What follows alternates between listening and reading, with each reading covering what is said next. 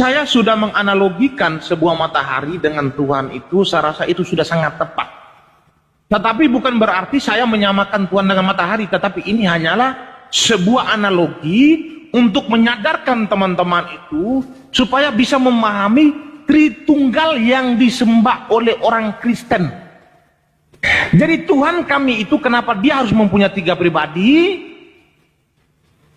Karena pribadi yang lain itu untuk membuktikan kemahakuasaan dia itu kepada manusia.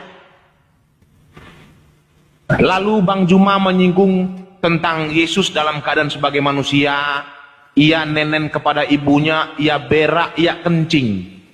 Saya sudah menjelaskan dari kemarin bahwasan firman Allah itu ketika dia berinkarnasi menjadi manusia itu di dalam Filipi 2 ayat 8, dan dalam keadaan sebagai manusia ia telah merendahkan dirinya dan taat sampai mati, bahkan sampai mati di kayu salib. Apakah ada Tuhan yang lain berani untuk merendahkan diri, rela untuk menyelamatkan manusia?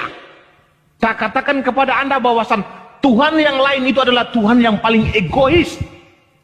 Dia lebih mementingkan derajatnya paling tinggi daripada untuk menyelamatkan manusia. Tetapi Tuhan yang kami sembah tidak.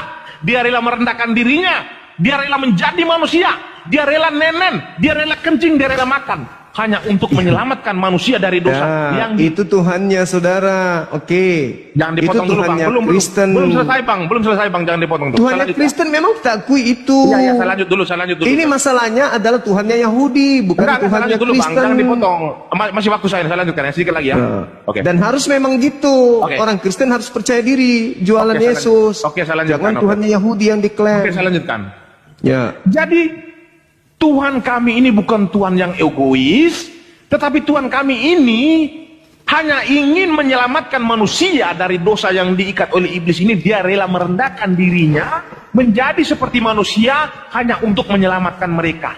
Jadi ketika Bang Juma menyinggung tentang kemanusiaan Yesus, saya aminkan ketika Bang Juma mengatakan bahwasan Tuhan kami dalam keadaan sebagai manusia, dia nenen kepada ibunya. Saya aminkan kepada Bang Juma. Tetapi topik pembahasan kita di sini apa?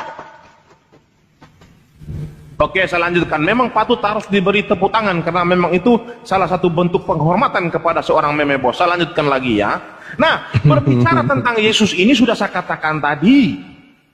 Yesus itu kalau dianalogikan dengan matahari itu, Yesus itu tidak akan bisa dipisahkan dari Bapaknya, tetapi bisa dibedakan.